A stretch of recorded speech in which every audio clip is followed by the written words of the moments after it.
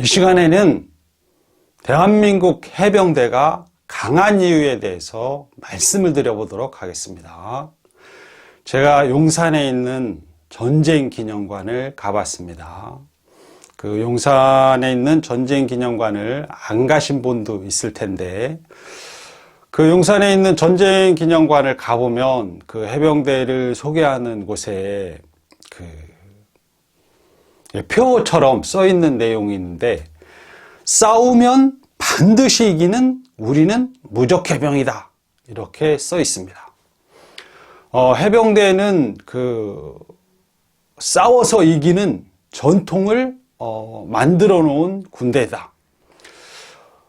국가가 인정한 해병대의 상이라고 할 수 있죠. 그러니까 모습, 국가가 인정한 해병대의 모습. 해병대는 반드시 싸우면 반드시 이기는 무적해병이다. 이제 국가가 만들어 놓은 대한민국 국가가 정부에서 만들어 놓은 전쟁기념관에 우리는 싸우면 반드시 이기는 무적해병이다, 이런 이제 표를 써 놓았다는 거죠. 그리고 해병대는 그런 그런 전통을 정립하였다, 그렇게 써 있습니다. 6.25 전쟁, 우리 민족의 비극이죠. 비극인데, 6.25 전쟁과 또 베트남 전쟁을 통해서 해병대는 놀라운 승전의 기록을 갖고 있습니다. 그게 이제 무적해병이란 전통을 만들어 놓은 커다란 전투가 도솔산지구 전투죠. 그런데 도솔산지구 전투는 미군이 성공치 못한 작전이죠.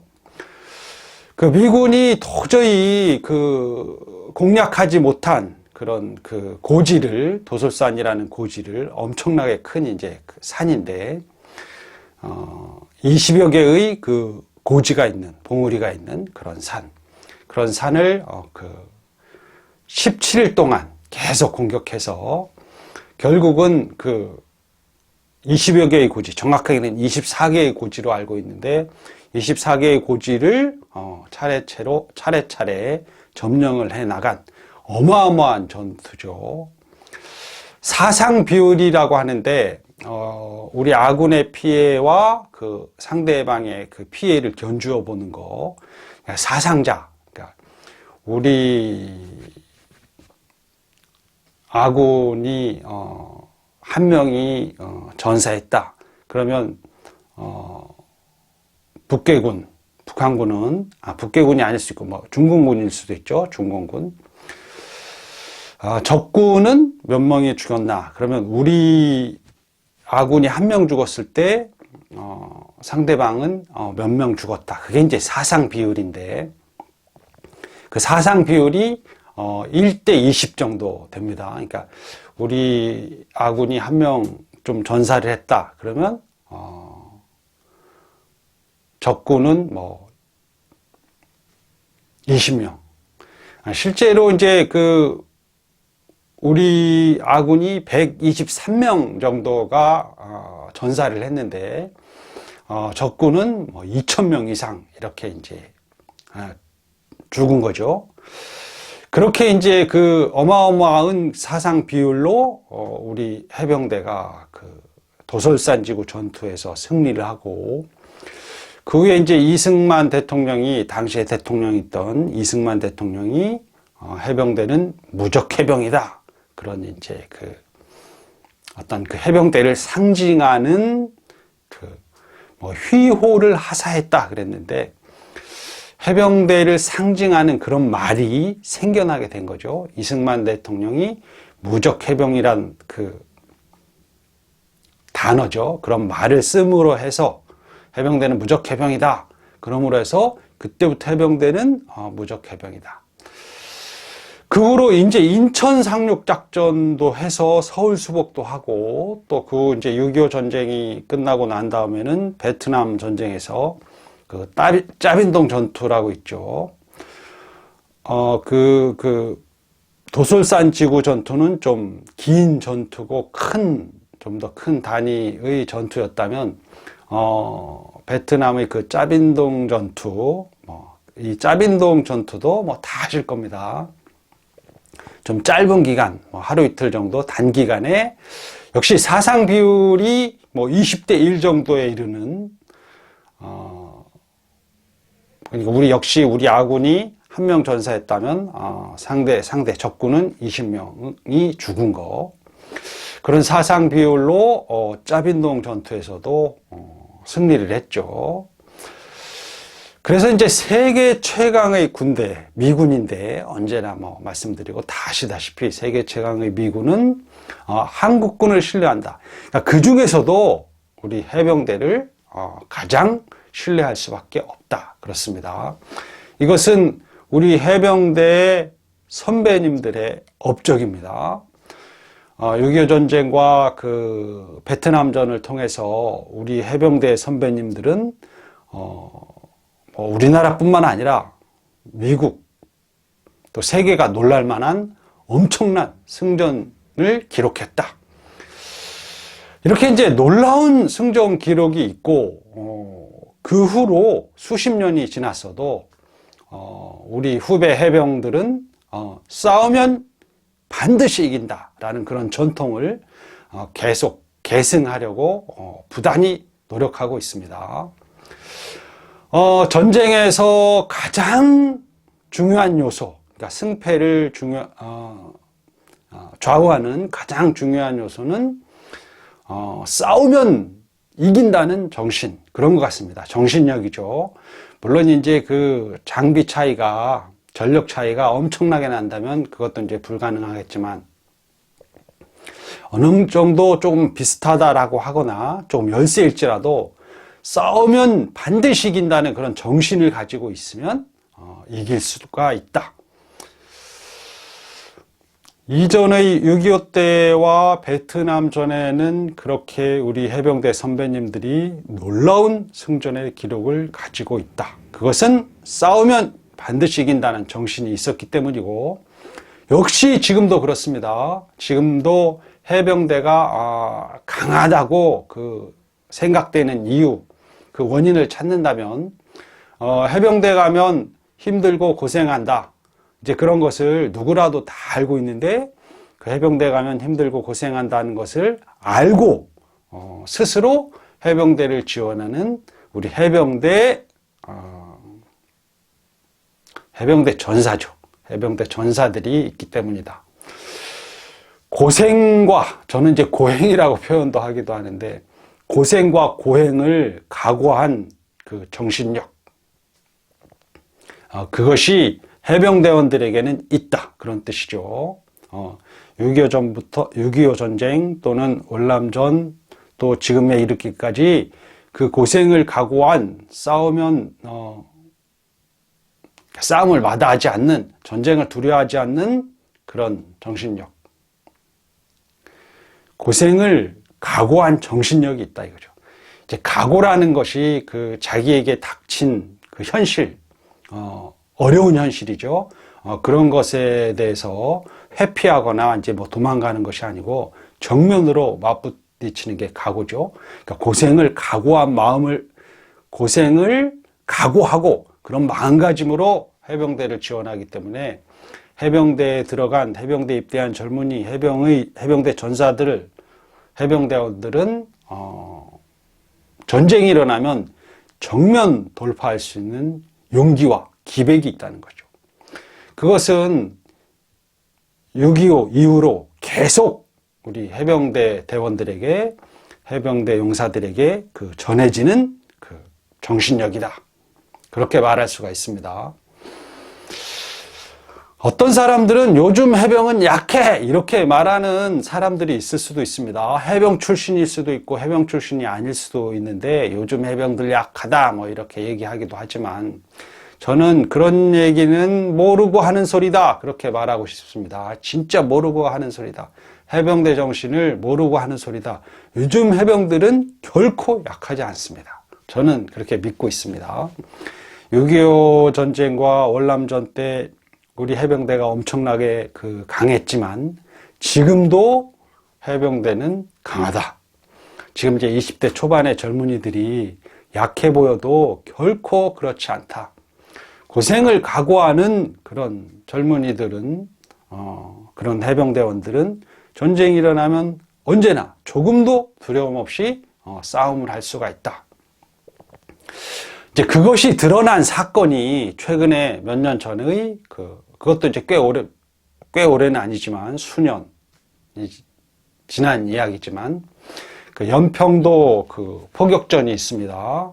북한에서 기습적으로 연평도에 포를 쐈죠. 뭐 아시는 분은 역시 또 다 아시겠지만 그때 휴가를 나가기 위해서 휴가 가려고 이제 배까지 탔었는데 포탄이 떨어지니까 다시 부대로 복귀하기 위해서 전력질주로 뛰어가다가 적이 쏜 포탄의 파편에 맞아서 전사한 해병대 병장 서정우 병장이죠. 지금 이제 1계급 특진에서 이제 서정우 하사인데 조금도 두려움 없이 자기 임무를 수행하기 위해서 자기 맡은 바 자리로 뛰어가다가 자기 임무를 수행하기 위해서 뛰어가다가 전사를 했죠. 해병대원은 그렇게 전쟁이 일어났을 때 두려움 없이 자기의 맡은 바 임무를 완수하기 위해서 최선을 다하는 모습을 보이는 거죠.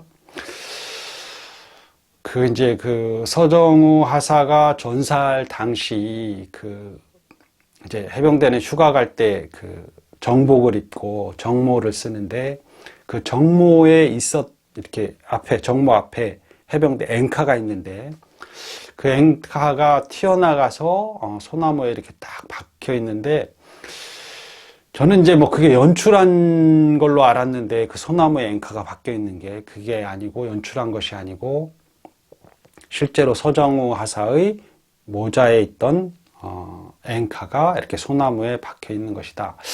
그런 식으로 얘기를 들었습니다. 그걸 보니까 정말 당시의 상황이 떠오르죠. 휴가 가려면 얼마나 들떠 있겠습니까? 이제 배를 타고 인천 쪽으로 나가려고 하는데 포탄이 떨어지니까 부대로 복귀하기 위해서 전력 질주하다가 파편을 맞아서 전사했다. 그것이 해병대의 모습이라는 거죠. 얼마 되지 않은 수년밖에 되지 않은 그때의 이야기이기 때문에 그런 정신은 역시 지금의 해병들도 그런 정신을 가지고 있습니다. 이제 또한 연평도 포격전 당시에 그러한 서정우 하사와 또 이제 다른 문광욱 일병이라고 전사를 했죠. 그런데 그런 전사한 해병 말고도 북괴군의 포격에 대응해서 북한군의 포격에 대응해서 엄청나게 빠르게 맞대응 포격을 한 우리 해병대 전사들 비난하는 사람들도 있지만 비난하는 자들은 언제나 비난을 합니다. 무엇을 잘하든 못하든 무조건 비난하죠. 그렇지만 실제로 해병대의 포격전 대응은 엄청 잘한 것이었다. 그렇게 이제 나중에는 사람들이 제대로 된 평가를 하고 있죠. 저는 연평도 포격전 이후에 벌어진 어떤 상황을 보통 사람들이 모르는 상황에 대해서 제가 들었는데 이것은 이제 진짜 사람들이 모르는 얘기입니다. 현역에 있었던 사람만이 아는 얘기. 그것도 그 상황을 접해본 사람만이 아는 얘기. 제가 이제 성실한 해병 찾기라고 해서 해병대 모병관에 대해서 말씀을 드린 적이 있습니다. 근데 모병관님이 당시에는 인천항에서 백령도와 연평도의 해병대 장병들이 그 인천항을 이제 통해서 나왔다가 또 들어가기도 하는데, 그 인천항에서 근무를 했는데, 그런 직책을 이제 도서파견대장이라고 한다고 합니다. 그 도서 지역에 있는, 그러니까 백령도와 연평도에 있는 해병대원들이 인천을 거쳐서 나오고 또 인천을 거쳐서 들어가는데, 거기에서 휴가 장병들이겠죠. 그 휴가 장병들을 관리하는, 잘 들어가게 하고 잘 나오게 하는 그런 역할을 맡았던 분. 그분이 제가 전에 말씀드렸던 성실한 해병찾기 해병대 모병관, 이제 그분이었는데, 그분이 당시에 성은 말씀드리죠. 박원사님이라고. 그때 당시에는 상사였는데 거기서 근무를 했는데, 당시 연평도 포격전 이후에 벌어졌던 일을 저한테 얘기해 주면서 자기가 정말 놀랬다고, 해병대 정신은 바로 이런 것이고 해병대가 강한 이유, 아직도 해병대가 강한 이유는 그런 것이다 라고 얘기를 해준 내용이 있습니다. 그게 뭐냐면, 이제 포격전이 일어났습니다. 그러니까 이제 당연히 해병대에서는 그 휴가 간 장병들에게 복귀 명령을 내렸습니다. 연평도 몇 명, 백령도 몇 명, 그래서 숫자가 적지 않습니다. 500명 정도 되는 인원이 이제 복귀 명령이 떨어진 거죠. 이제 뭐 전국 각지에서 휴가를 보내고 있었겠죠. 그래서 이제 연평도 포격전이 일어나니까 즉각 복귀 명령이 떨어졌죠. 그런데 그러니까 며칠 몇 시까지 인천항으로 집결해라. 그렇게 이제 휴가 나간 그 해병대 대원들에게 복귀 명령이 떨어졌는데, 정말 놀랍게도 단 한 명도, 그러니까 500여 명의 그 해병대원들이 단 한 명도 1초도 늦지 않고 전부 다 인천항으로 복귀를 했습니다.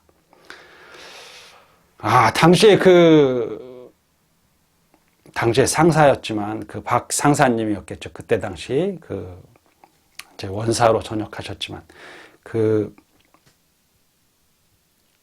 도서파견대장 박 상사님은 뭐 대놓고 눈물을 막 철철 흘리진 않았지만 너무 감동해서 자기가 혼자 울었다.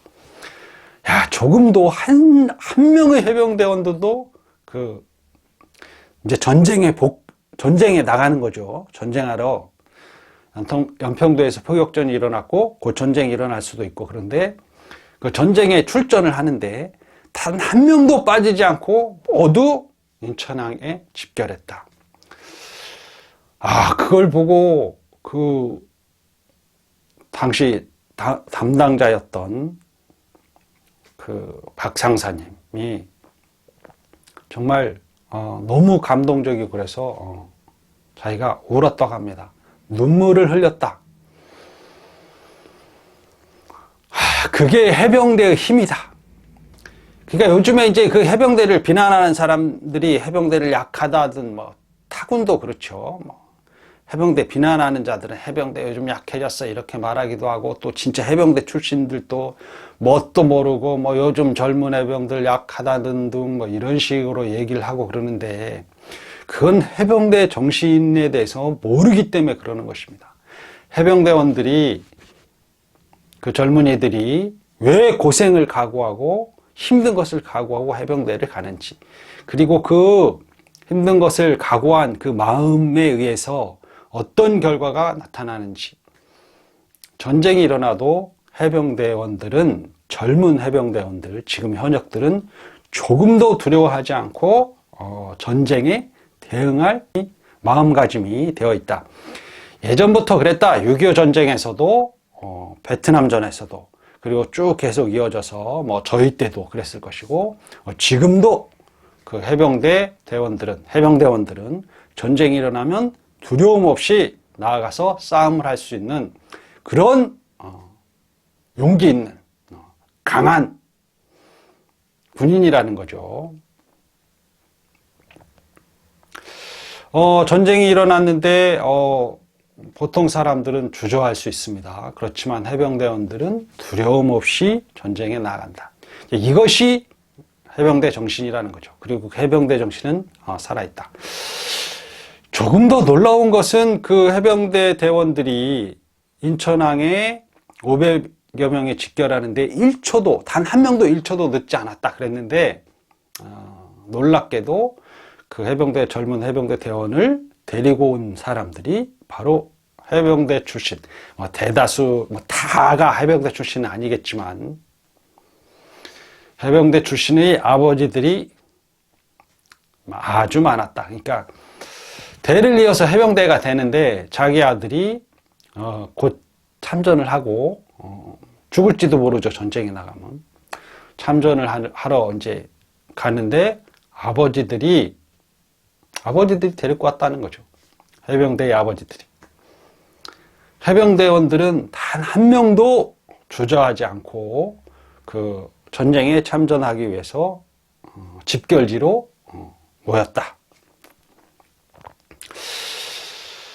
싸우면 반드시 이긴다. 우리는 싸우면 반드시 이기는 무적해병이다. 그런 전통은 아직도 살아 있습니다. 해병대가 강한 이유에 대해서 말씀을 드려보았습니다. 해병대의 그 강한 정신력은 결코 사라지지 않는다. 그렇게 말씀을 드리겠습니다. 이만 마치겠습니다. 감사합니다.